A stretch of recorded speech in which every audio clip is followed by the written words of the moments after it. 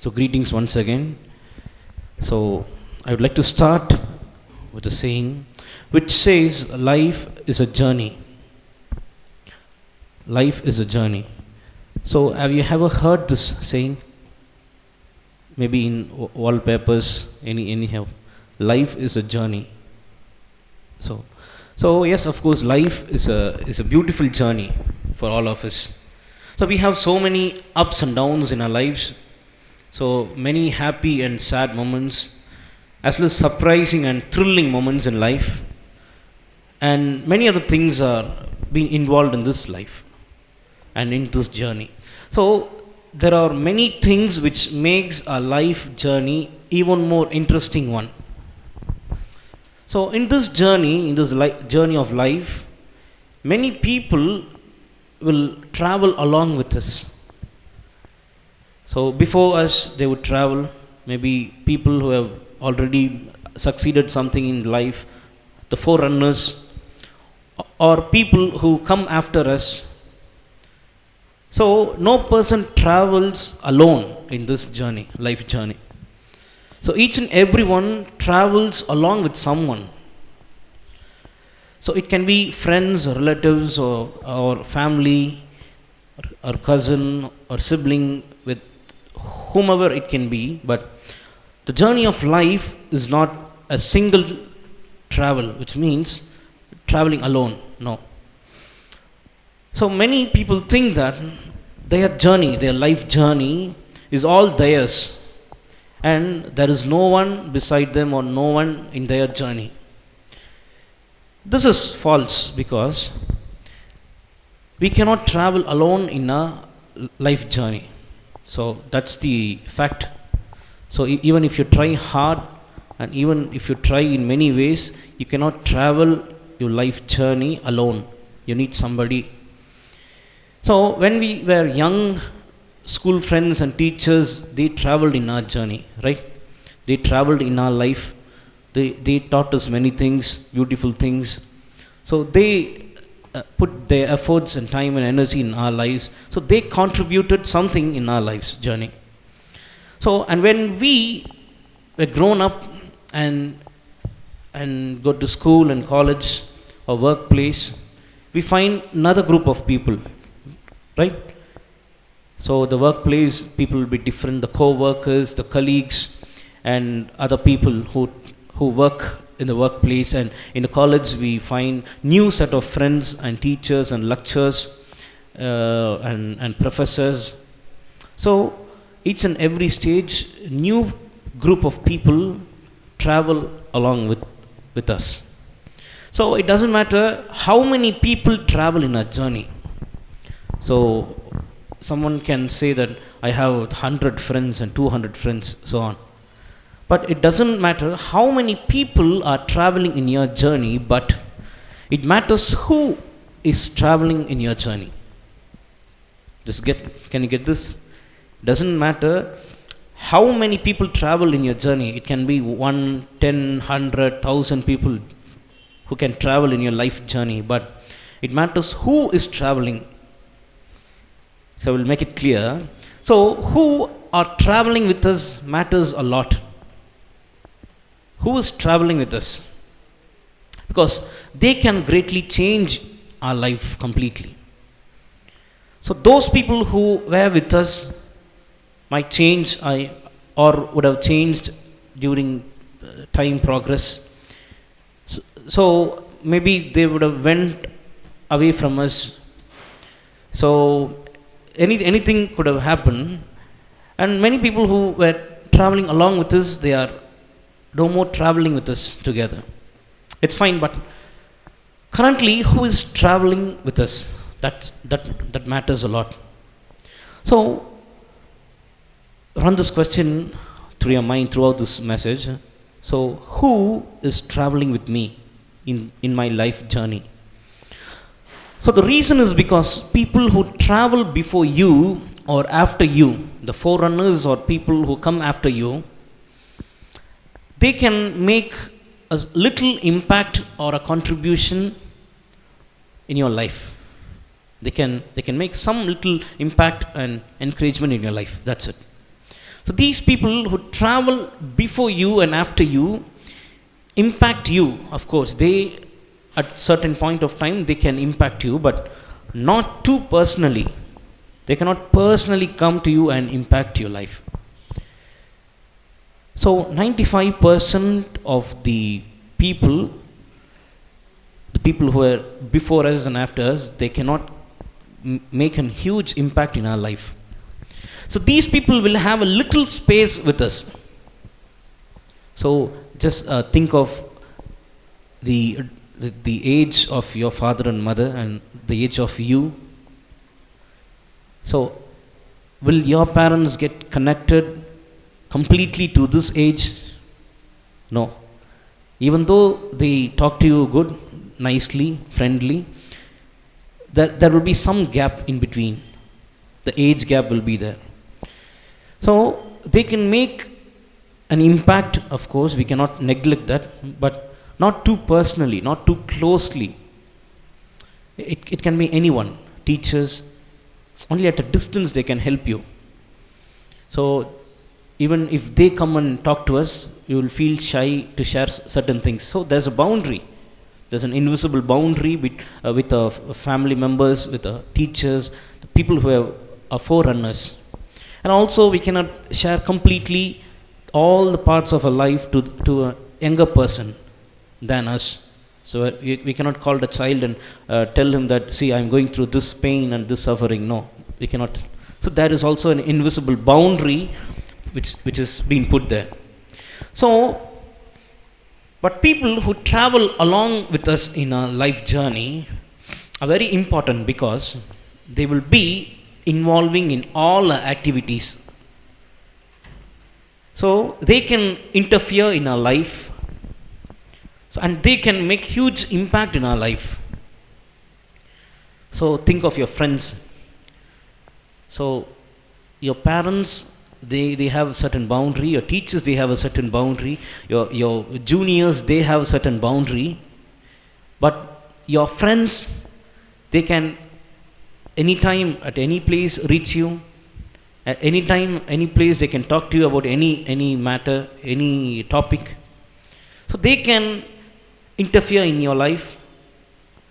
They have the access to impact your life, a huge impact. So in all your activities, they can be part of it. So that is why our parents, teachers and elders very often tell us one important thing. So in each and every one of our home, this saying will be definitely heard. So the elders, the grandparents or our parents, teachers, they often use this word, which is that they tell, choose good people and be surrounded with good people, good friends. So this is one thing that each and every parent or elder tells his son or daughter. But most of the time we don't listen to their advice, to their words, and we keep on traveling with people whom we should have not been, people who we should have avoided. So we keep on traveling with them and allow them to travel along with us and suffer a lot at the end. So it is very much important to travel with a good person. So there is also a saying, tell me who your friend is, I will tell you who you are. So one of its meanings is, tell me who travels with you. You tell me who is traveling with you, and I will tell you where you will reach. So this is one of the powerful statements.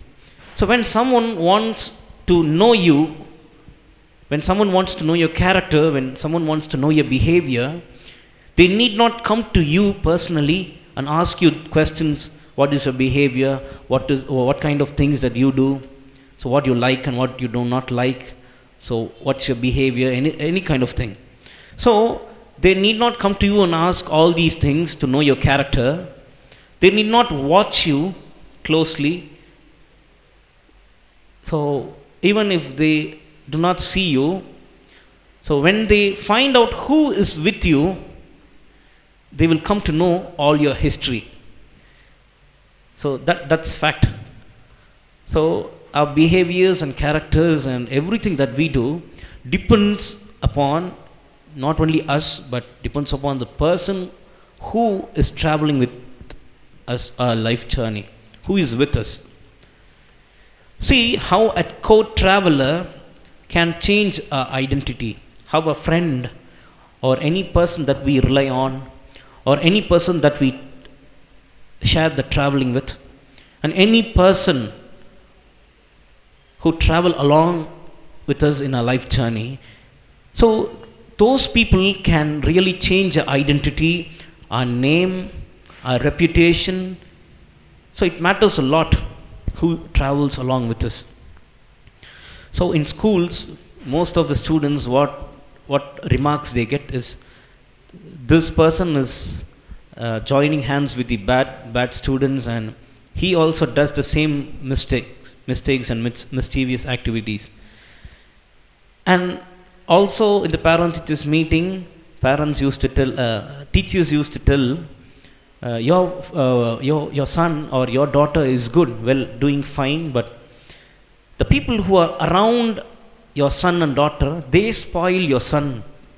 They spoil his image, his identity, his reputation. Your son is very good in studies, your son is very good in discipline, but people who are around him, who are traveling along with him, those people are bad. So we come to know, okay, teachers have identified some huge problem with this. So really they can damage our identity, our name, our reputation, anything.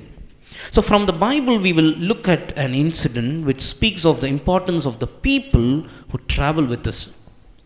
So the Bible also tells in each and every book there is some great lessons to draw.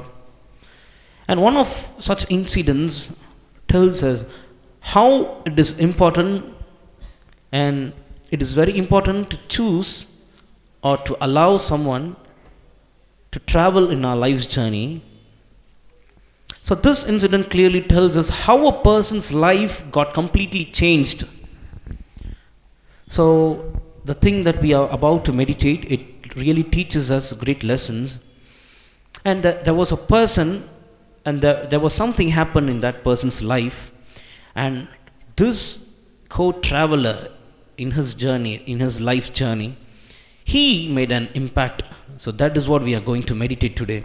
Let us turn our Bibles to 1 Samuel chapter 9 verse 1. 1 Samuel chapter 9 verse 1. So I will read it for you. There was a Benjaminite, a man of standing, whose name was Kish, son of Abiel.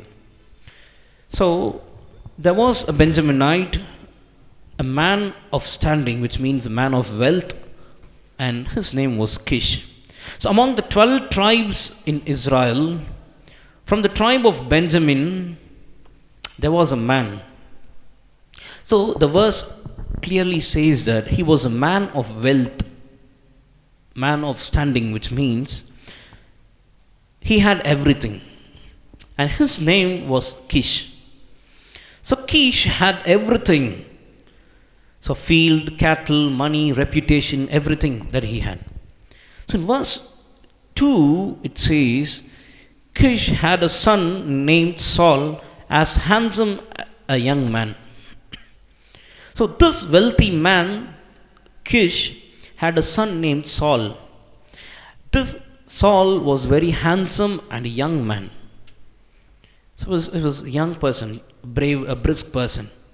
So a young person, so such a young person had never been before in Israel.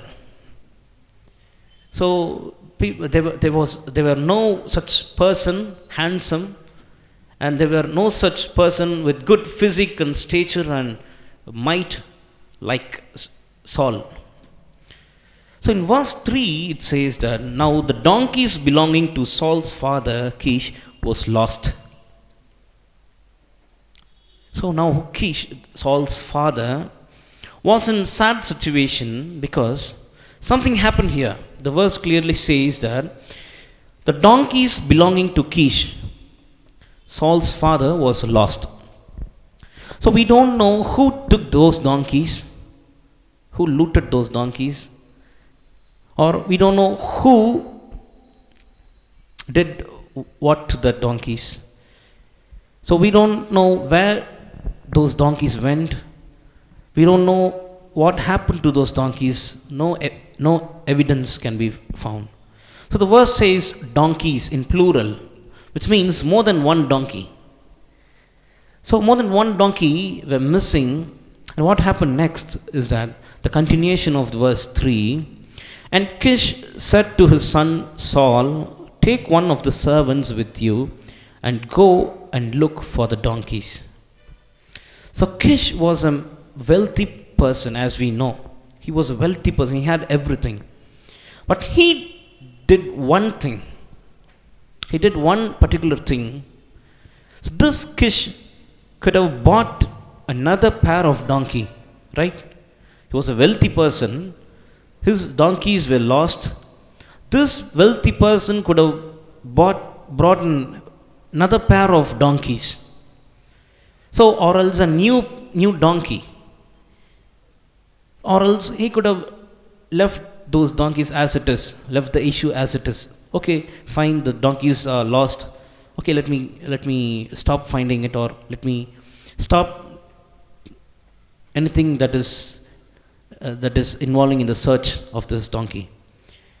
So he did not leave those things as it is, but he was not ready to lose his donkeys, which went missing.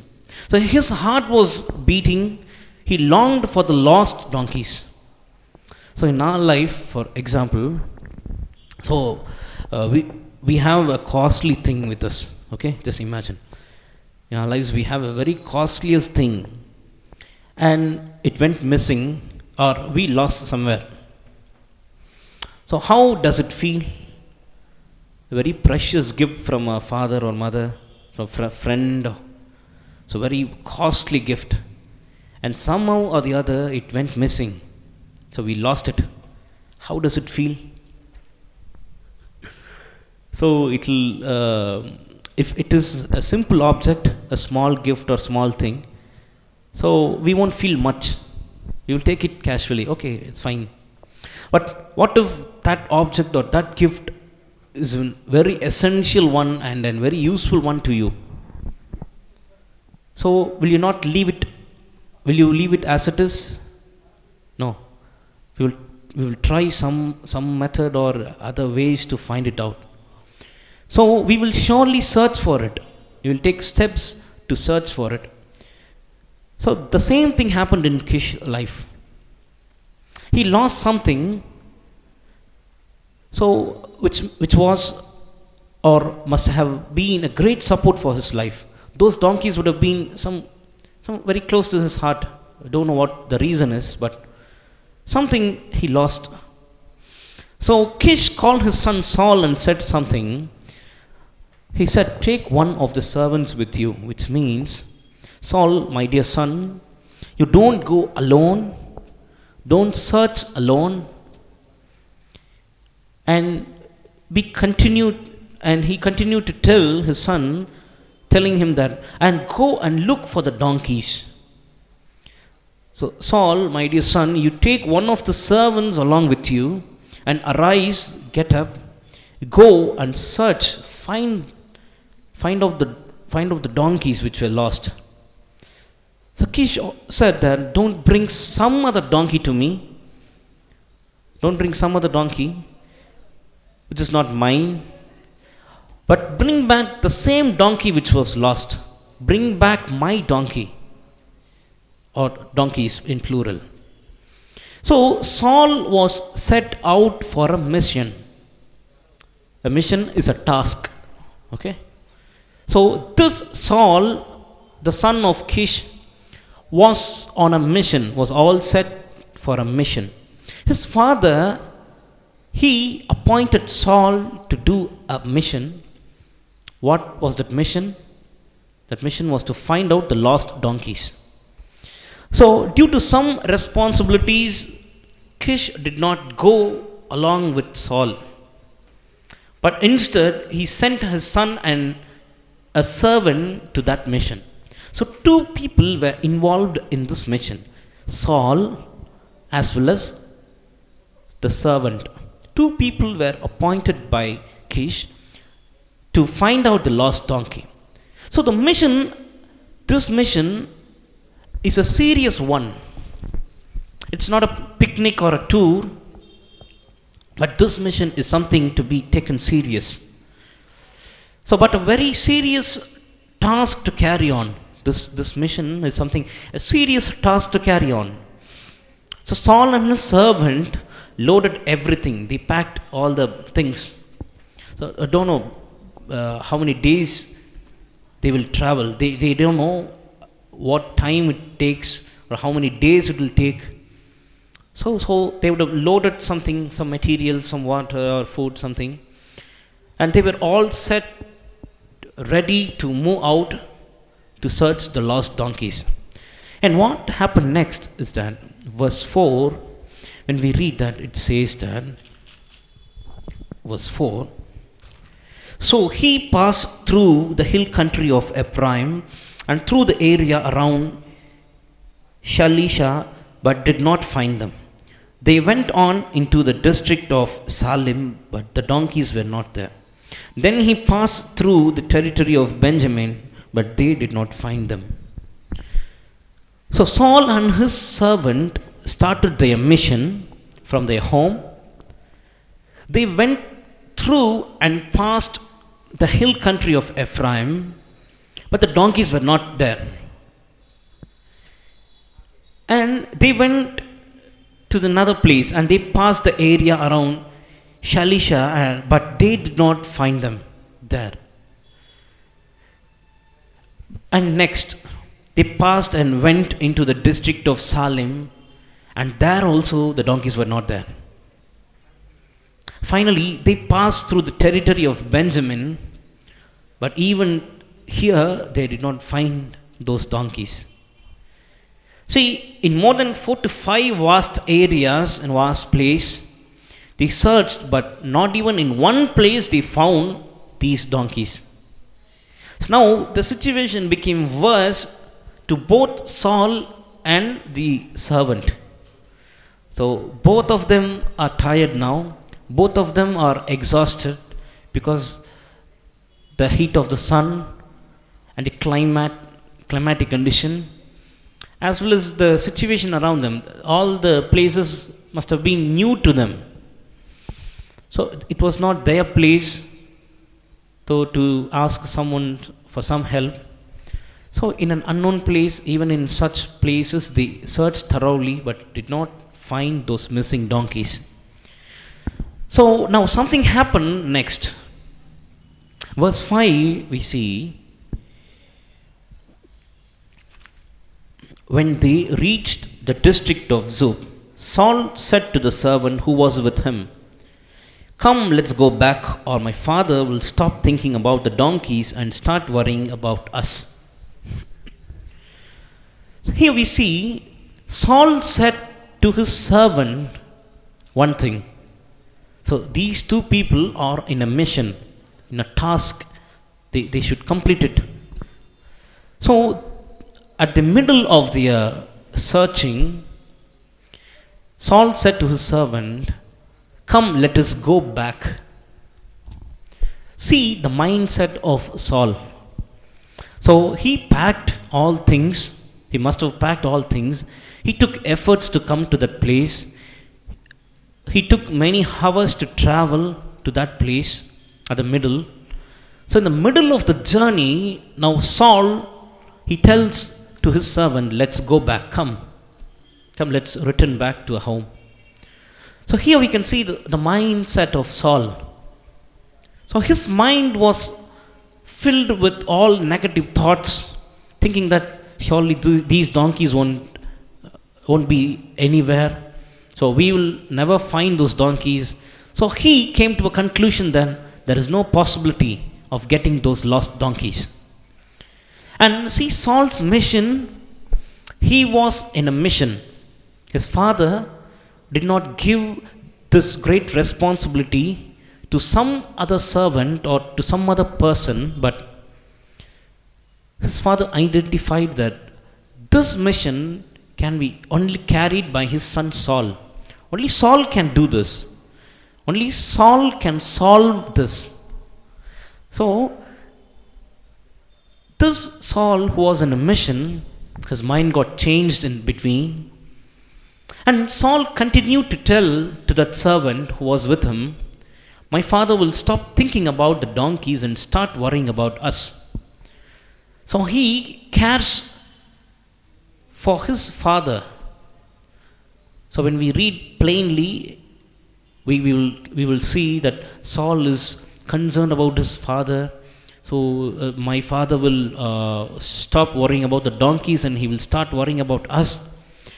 But I think that was a lame excuse by Saul. So Saul was fed up in that searching, in that mission. So Saul had enough to do with the search of the donkeys. And Saul's mind was struck in between. He came to a point that never ever we will find those donkeys. We will better return back. So he is telling excuses by telling that my father will worry about me. My father will worry about us. Okay, then we will return back. So he thought that his servant would also nod his head. He will also tell, okay, that's good, and they both will return. But something interesting happened later. I will come back to that. So Saul lost all the hope of finding out the donkeys. So he missed the mark in between. So he got diverted from his mission. So the homesick came. So in colleges, in hostels, students, they come and study. So in order to go back to their own place, in order to see their home, their relatives, friends back at home, what the excuse they give is, I'm homesick, sir, please give me some 3 days leave, I need to go back. So if this person is not finding any good time at that college, he immediately gives an excuse telling that I'm very sad, I'm very depressed, so I'm homesick, so I need leave to see all the relatives and friends back at home. So this was Saul's work here. So he got diverted from his mission, and he was in a stage of, he almost gave up the task that his father gave him. So, but here we can see something great happen. Here we can see the importance of the person who travels with us. So, co-traveler with Saul, he made a great impact. The servant made a great impact in Saul's life. So that is what we were telling, that the people who travel along with you matters a lot. So in verse 6 it says that, verse 6, but the servant replied, look, in this town there is a man of God. He is highly respected and everything he says comes true. Let's go there now. Perhaps he will tell us what way to take. So here is the interesting thing. See, Saul, a son of a wealthy person, son of an owner, a rich man, a man of standing, this great person's son, Saul, he tells at the middle of the mission that, see, come, let's go back. It's over. Let's end our mission here. Let's return back. But the person who traveled along with Saul, the servant, his name is also unknown here. So that servant, what he replied back is that, look, in this town there is a man of God. So the place where they are, there was a man of God there. And he continues that he is highly respected, and everything, whatever he says, whatever he utters from his mouth, everything comes true. So let us go there. Let us go to that prophet. Let us go to that highly respected person. let us go to that man of God, and he will tell something regarding the lost donkeys. So he will tell in which way we should go. So look at the confidence, look at the faith, or look at the hope of this little servant. Little in the sense he was the least person, he was just a servant. But see the confidence and the hope of the servant. He had full confidence that somehow or the other we will find it out. So because there's a prophet, there's a man of God here in this place, when we reach him and when we ask him the guidance, he will surely guide us. So God will guide us. That was his hope and confidence. See the guidance and help of this servant. The servant took initiative. So he guided Saul not in a wrong way, but he guided Saul in a good way. He told good things. He told, if we return back now, it won't be good because we haven't searched the donkeys, or we haven't got the donkeys, the lost ones. But there is a way. If we go in that way, we will surely get those donkeys. So we can see the importance of that co-traveler, that servant. So today we have come to the ending part, and three things that servant did in Saul's life and mission. The simple, the least servant, he did great things, three things in Saul's life and his mission. So what kind of a person was that servant? So what kind of a person was that servant? When I thought of this and meditated, I got 3 points. So what kind of person can this servant be? Because he was entirely different from Saul. He had confidence, he had hope, he had faith, he had everything. So, number one, what kind of a person was this servant? Number one, person who brought back the hope of the mission. So, the mission was to get those lost donkeys. At the middle, Saul lost all the hope of getting those. But this person was a kind of person who brought back the hope. So Saul was entirely blank, he lost the hope. This servant, he steps forward and he tells, and he brings back the hope, lost hope of the mission. So he reminds Saul about the mission. So for this reason, all these things are indirect. So the actions and the words of the servant tells what kind of person he is. So he reminds indirectly Saul, and he brings back the lost hope of that mission, telling him that, see, we have not come to just return back emptily. So we have been given a task, a mission, a great responsibility. So the mission is to achieve the goal, to bring back the donkeys. It won't be good if we return empty to our Father. So he made sense to that mission. And number two, what kind of a person was that servant? Is that a person who helped to continue the mission. He not just brought back the hope of the mission, but this servant helped Saul to continue the mission.